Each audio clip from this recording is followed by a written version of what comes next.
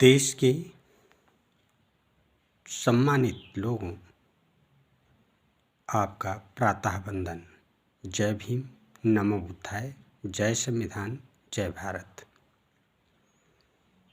मैं अयोध्या से डॉक्टर शिवकरण कर्मयोद्धा आप लोगों को नमस्कार करता हूँ। और आज का विषय है धर्म। धर्म इतनी गहरी जड़ें किसी भी देश में क्यों और कैसे जमा लिया, इसका मैं आत्मचिंतन, ये वास्तविक है या नहीं है, ये मेरी परिकल्पना या सोच हो सकती है, ये यथार्थ है या नहीं, इसे हम प्रमाणित तो नहीं कर सकते, लेकिन अनुभव के आधार पर बात तो कर सकते हैं। धर्मों की जो इतनी गहरी जड़ें हैं और धर्म जो विकसित हैं, जाहिर सी बात है कि धर्म के संचालन करने वाले लोग, इन्हें बुद्धिमान भी कह लीजिए और आतताई भी। क्योंकि बुद्धिमान इसलिए कि इन्होंने खोज की, विशेषकर भारत की बात करते हैं, जिस परिवेश में, जिस देश में हम रहते हैं, वहाँ धर्म की जड़ें वास्तव में जहाँ जहाँ और जैसे जैसे विकसित हुई हैं, वो सभ्यता नदियों के किनारे, वो प्रमाण नदियों के किनारे ही मिलते हैं। दोस्तों, एक शब्द है भगवान। भगवान का मतलब है, अगर इसके एक एक अक्षर की विवेचना करते हैं, संधि विच्छेद भगवान शब्द करते हैं और उसके एक एक हिंदी अर्थ शब्दों का, अक्षरों का अर्थ निकालते हैं, तो भा मतलब भूमि, ग मतलब गगन, वा मतलब वायु, आ मीन मतलब अग्नि और ना मतलब नीर। इन अक्षरों से मिल करके एक भगवान, इन शब्दों के एक एक अक्षर को लेकर के भगवान शब्द की उत्पत्ति हुई होगी, यह की गई है। ऐसा मुझे मेरे सोच और परिकल्पना में आता है। तो बुद्धिजीवी लोगों ने ये कहा कि भगवान कण कण में रहता है। अगर ऐसा है तो वास्तव में वो सर्वविद्यमान है। वायु सब जगह है, पानी हमारे रगों रगों में है, हर पेड़ पौधों में है, अग्नि मतलब गर्मी भी सभी जगह है, और भूमि भी जो आधार है। तो जाहिर सी बात है, विद्यमान तो रग रग में, कण कण में, हर जीव में है। लेकिन इसको कंट्रोलिंग करने के लिए इन पांचों तत्वों में सबसे महत्वपूर्ण है वायु, जिसके बिना हम 5 मिनट भी नहीं जी सकते। उसके बाद अगर सबसे ज़रूरी कोई चीज़ है तो मेरे शरीर का टेम्परेचर है। उसके बिना भी हम, जो गर्मी है, शरीर की गर्मी माइनस में ले जाई जाए तो भी हम बहुत देर जीवित नहीं रह सकते। उसके बाद पानी है। पानी के बिना हम 24 घंटे में तड़पने लगेंगे। वही भूमि से उत्पत्ति सारे तत्व जो अनाजों से या किसी भी पेड़ पौधे से या फलों से मिलते हैं, वो हमारे भूमि के तत्व हैं। अगर मेरे अंदर कोई भी तत्व पूरी तरह कम हो जाता है, जो डायग्नोस में आते हैं या मेडिकल परीक्षण में आते हैं, तो वो तत्व भी हमें जीवित, अगर कमी हो गई तो उनके अभाव में भी हम जीवित नहीं रह सकते। इसका मतलब है कि जो शोध करता है, सोचने वाले हैं, उन्होंने बहुत सटीक सोचा है, बहुत ही परमाणवीय आधार पर सोचा है, तब उन्होंने एक शब्द विकसित किया है, भगवान। अब जब इन्होंने सोचा कि हवा पर मेरी पकड़ नहीं है, प्रकृति के तत्वों पर भी पकड़ नहीं है, अग्नि पर भी, गर्मी पर भी मेरी पकड़ नहीं है, तब इन्होंने देखा कि आवश्यक सबसे ज़्यादा चीज़ जरूरी कौन सी है, जो जीवों के लिए अति महत्वपूर्ण है, तो वो है पानी। तो आतताई लोगों ने या बुद्धिजीवी लोगों ने सोचा कि हम इनसे आय का रास्ता कैसे तय करें। जो जीव मनुष्य है वो हमें कोई चीज़ टैक्स या किसी चीज़ को उसके बदले में कैसे देगा। तो इन्होंने एक ग्रुप बनाया होगा या संगठन बनाया होगा। शक्तिशाली लोगों ने सोचा होगा कि घाटों पर जो जीव पानी पीने जाता है उसको हम पानी पीने नहीं देंगे, और पानी पीने नहीं देंगे तो उसके बदले में हम उसे कुछ मांगेंगे। धर्म का विकास इन्हीं लोगों ने धीरे धीरे किया होगा, और ऐसा ही है शायद। फिर व्यक्ति उस समय ना हमारे पास कुएं थे, बोरवेल भी नहीं थी, हमारे पास घरों में ट्यूबवेल नहीं थी, नल भी नहीं थे।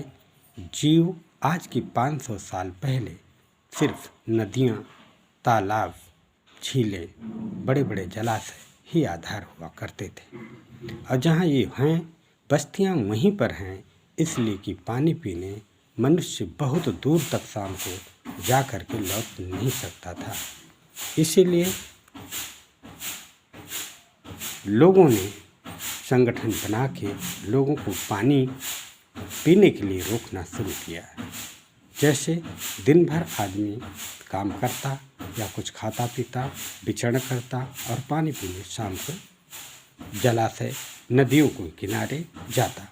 उस समय जंगल रहा करते थे, और जंगलों के रास्ते जहाँ से पानी बहता था, जो नदियों में गिरता था, तो वो एक साफ सुथरी रास्ता हुआ करती थी। उसी के रास्ते लोग नदियों के किनारे या घाटों तक जाया करते थे। अगर वो जंगलों के रास्ते जाते तो फिर वो जंगली पशुओं का शिकार हो जाते, और उसी रास्ते पर जा कर के घाटों पर जो बुद्धिजीवी, आतताई या आज के गुंडे मवाली बैठ जाया करते थे। जब लोग या पानी पीने जाते थे तो उन्हें रोकते थे कि पानी पी रहे हो, ये हमारा है, या हम यहाँ रहते हैं, इस पर मेरा अधिकार है, इसके बदले आपको कुछ देना होगा। तो उस समय तो मुद्रा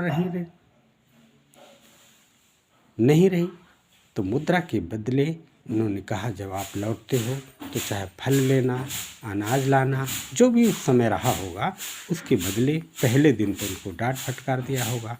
और हर घाटों पर लोग बैठ गए होंगे, जैसा कि आप देखते होंगे कि हर जगह पर जहाँ घाट हैं वहाँ पर आज की तारीख में, आज के समय में ऐसे लोग बसे हुए हैं जो धर्मों के मानने वाले हैं, या मंदिर हैं, या भगवान के नाम पर कुछ है। तो उन्होंने उसके बदले अनाज या कोई वस्तु लेना शुरू किया होगा। तो जाहिर सी बात है साथियों कि जब ये भगवान या धर्म को मानने वाले लोग वहाँ पर एक आदमी के द्वारा दिया गया, मान लो 1 किलो अनाज उनको मिला, ऐसे न जाने कितने लोग गए तो उनके पास धन का संग्रह हो गया। कालांतर में जैसे जैसे मुद्रा का विकास हुआ, मुद्रा भी लोग देते गए, और जब वहाँ पे संघर्ष शुरू हुआ तब इन्होंने वहाँ और मजबूत संगठन बनाया। जब लोग कई लोग जाते तब लोगों ने संघर्ष करना शुरू किया कि ये प्राकृतिक चीज़ है, नदी है, इस पर मेरा भी अधिकार है।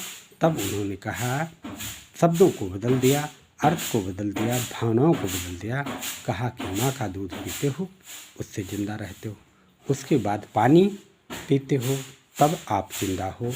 तो ये आपके माँ के बाद माँ हुई कि नहीं।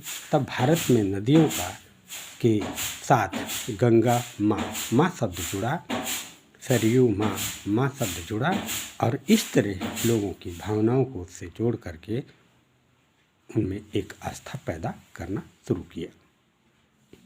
जब नदियों में बाढ़ आई तब भी रास्ता वही था, नदियों का पानी अच्छा होता है, यह लोगों की सोच और दिमाग में डाल दिया गया कि गंगा का पानी शुद्ध है, सरयू का पानी शुद्ध है।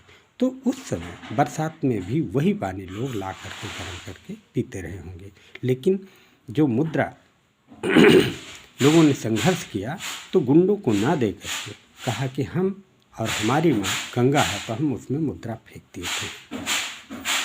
मुद्रा फेंकने का चलन वहीं से शुरू हुआ होगा जब किसी व्यक्ति को उन्होंने अनाज नहीं दिया होगा या कोई कर नहीं दिया होगा और गुंडों ने ये कहा होगा हमें ना दो, तो उन्होंने कहा होगा मैं गंगा माँ को ही देता हूँ। उन्होंने उस समय जो मुद्रा रही हो सोने चांदी तांबे उसको फेंकना शुरू कर दिया।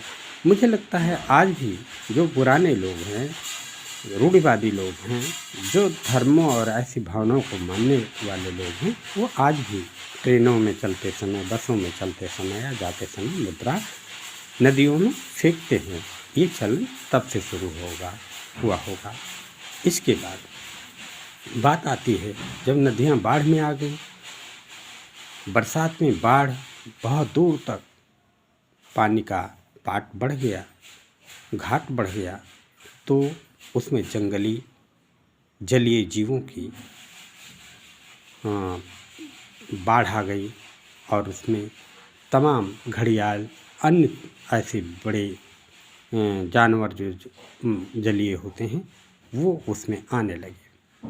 तब जो नदियों किनारे लोग बैठते थे उनको ये हो गया कि अब तो खतरा है, और नदियों में जब ये लोग पैसा फेंक देंगे तो गंदा पानी हो गया, हमें दिखाई नहीं देगा। और यही लोग नदियों के किनारे जब निर्जल पानी होता था तो जो पैसा फेंका जाता था उसे बीन लेते थे, आज भी बीनते हैं जो धर्म के ठेकेदार हैं। इस तरह वहाँ पे इन्होंने एक चीज़ स्थापित किया, एक स्थान स्थापित किया जिसे इन्होंने गंगा माँ का या मंदिर का या भगवान के स्थान का नाम दिया। जो लोग कुछ लाते थे कहते थे यहीं चढ़ा दो, क्योंकि नदियों में उनको घुसने के लिए खतरा हो गया था, तो नदियों में तो नहीं जा सकते थे, तो उन्होंने स्थान स्थापित किया। यही कारण है कि सारे मंदिर नदियों के किनारे ही विकसित हुए। यही कारण है बस्तियां भी, शहर भी नदियों के किनारे बसे, क्योंकि हर चीज़ के बाद पानी जीवन के लिए अति आवश्यक था। कारण ये था। तो धर्म और मंदिर वहाँ से विकसित होना शुरू हुए और वहाँ पर जितने तरीके से आए, सब उदाहरण है कि अगर एक शहर में एक घाट से पानी आता और वहाँ पर 1 किलो अनाज जाता और 1 लाख लोग वहाँ से पानी ले आते कर के रूप में, तो 1 लाख किलो अनाज उनके पास हो जाता। उसको बेच करके वो अन्य उद्योग धंधे शहरों में लगा सकते थे। यही कारण है कि भारत में ब्राह्मण डेवलप हुआ, विकसित हुआ। आज उसके पास सारे क्षेत्र जिससे इनकम के स्रोत हैं, चाहे वो धर्म हो, धर्म से तमाम पैसे आते हैं, चाहे वो आपका उद्योग हो उससे बहुत पैसे आते हैं, चाहे वो शिक्षा हो इससे भी बहुत पैसे आते हैं, स्वास्थ्य के लिए वैद्य वगैरह रखे उससे भी बहुत पैसे आते हैं, चाहे वो ब्याज पर देने वाला पैसा हो, बैंक हो आज का, उससे भी पूरे देश से पैसे आ रहे हैं। ऐसे प्रचारकर्ता जिसको आज मीडिया कह लो वो भी उन्हीं के पास है। इसका कारण ब्राह्मण को बुद्धिजीवी कहा जा सकता है या एक तरीके से गुंडा, मवाली, आतताई कहा जा सकता है, जो भी कह सकते हो। ज़बरदस्ती बुद्धिजीवी व्यक्ति ज़बरदस्ती भी कर सकता है, इसलिए हम उसे बुद्धिजीवी ही मानते हैं, क्योंकि कोई आविष्कार, कोई विकास, कोई ज़रूरत की चीज़, आवश्यकता आविष्कार की जननी है, उन्होंने ही सोचा और उन्होंने ही पत्थरों से पैसा कमाना सीखा, बताया भी और खुद कमाया भी। तो हम उन्हें कहते हैं कि ब्राह्मणवाद, धर्मवाद ने हमें मतलब हमारा शोषण किया। ऐसा नहीं है, उन्होंने एक रास्ता दिया, आपको रास्ता मालूम नहीं था, उनको रास्ता मालूम था, इसलिए वो विकसित हुए। अब आपको भी रास्ता मालूम होना चाहिए ताकि आप विकसित हों। इस पर भी मैं कार्य कर रहा हूँ। ये भी मैं आप लोगों के बीच लेके आऊँगा कि 5000 साल पहले की रूढ़िवादी व्यवस्था में हमारा कोई स्थान नहीं था और हम हमेशा शोषित या मेरा शोषण हुआ। हम इसकी एक तरीके से इसका विकल्प लेके आएंगे कि हमारा शोषण बंद कैसे होगा, हम समानता पर कैसे आ पाएंगे। इसका मतलब है कि यदि किसी के पास यदि कोई हथियार है तो उससे लड़ाई करने के लिए उसके समकक्ष हथियार मेरे पास भी होना चाहिए, चाहे वो बुद्धि हो, चाहे वो पैसा हो, चाहे वो बल हो, चाहे वो हथियार हो। मतलब कि कम शब्दों में शस्त्र, शास्त्र और अर्थ अगर समान नहीं हुआ तो हम किसी भी लड़ाई को जीत नहीं सकते। तो साथियों, बस आज इतना ही। आप सभी लोगों को जय भीम, नमो बुद्धाय, जय भारत करते हुए पुनः विदा लेता हूँ और पुनः नेक्स्ट वीडियो में मैं मिलूँगा। डॉक्टर शिवकरण कर्म योद्धा का सभी लोगों को, सभी धर्म के लोगों के, सभी जातियों के लोगों को और भारत में बसने वाले सभी आबादी को नमस्कार और वंदन।